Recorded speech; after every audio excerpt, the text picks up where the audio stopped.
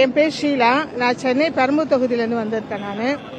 நாங்கள் வந்துட்டு இங்கே வரும்போது காஞ்சிபுரம் இது உள்ள என்ட்ரு ஆகும்போது எங்களை 3 கிலோமீட்டர்ஸ் முன்னாடியே எங்களை ஸ்டாப் பண்ணிட்டாங்க. போலீஸ் உள்ளே விடமாட்டேன் அப்படின்னு சொல்லிட்டாங்க. சொல்லியும் அதுக்கு மீறியும் காரை ஒரு 1 கிலோமீட்டர்ஸ் தான் காரை விட்டாங்க. அதுக்கு பிறகு 2 கிலோமீட்டர்ஸ் நாங்கள் நடந்தே வந்தோம். என்ன ரீசனுக்காக காரை விட மாட்டேன்றாங்கன்றது எங்களுக்கு தெரியல. இருந்தும் நடக்கிறதுக்குமே எங்களுக்கு ரோட்ல அலோவ் பண்ணலை. அதெல்லாமே மீறி நாங்கள் இங்கே உள்ளே வந்திருக்கோம். இந்த விவசாயத்துக்கு நாங்கள் ஒரு தளபதியோடைய இதுக்காக ஒரு குரல் கொடுக்கறதுக்காக நாங்கள் இவ்வளோ தூரத்தை நாங்கள் நல்லபடியாக இந்த ப்ரோக்ராம் முடிஞ்சிருக்கு. விவசாய மக்கள்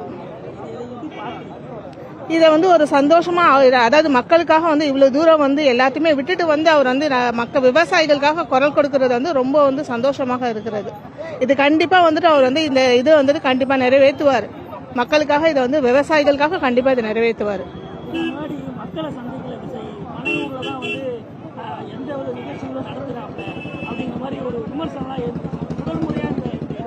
முதல் முறையுமே அதாவது அவருக்கு கொஞ்சம் ஷூட்டிங் இது முடிஞ்சு ஃபர்ஸ்ட் இது இங்க தான் வரணும்ன்றதுக்காக அவர் இங்க நல்லபடியா அதை பண்ணியிருக்காரு.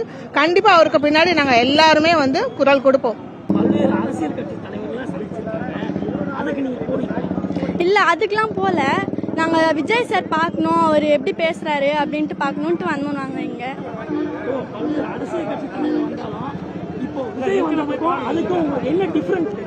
இல்ல இவர் பேசுறது கொஞ்சம் நல்லா ஆறுதலா இருக்கிற மாதிரி இருக்கு. அதான் வந்திருக்கோம். இது 2 வருஷத்துக்கு முன்னாடி ஏர்போர்ட் வருது எல்லாத்தையும் எடுக்கிறாங்க அப்படின்னு சொல்லிட்டு இருந்தாங்க. இப்பதான் எல்லாரும் கஷ்டப்பட்டு ஒரு வீடு கட்டி எல்லாரும் முன்னேறி வந்துட்டு இருக்காங்க. இந்த நிலையில ஏர்போர்ட் வருது, வீடு எடுக்கணும் அப்படின்னு சொல்லும் போது எல்லாருக்கும் ரொம்ப கஷ்டமாயிடுச்சு. எல்லாரும் இப்பதான் ஏதோ வீடு கட்டி நல்ல நிலைமைக்கு வந்திருக்காங்க.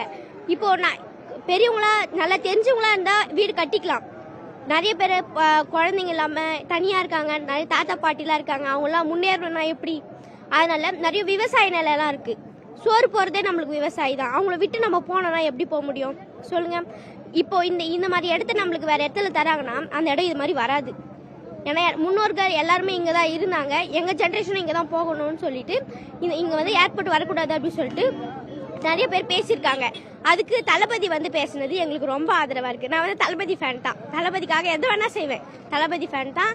தளபதி வந்ததுனால எனக்கு ரொம்ப சந்தோஷமா இருக்கு.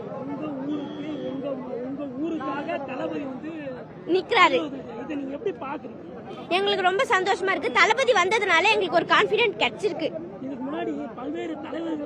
வந்தாங்க. அதுல அவ்வளவா எங்களுக்கு கான்பிடென்ட் வரல. தளபதி பேசணும் எங்களுக்கு ரொம்ப தெம்பா இருக்கு. வராதுன்னு நாங்க நம்புறோம்.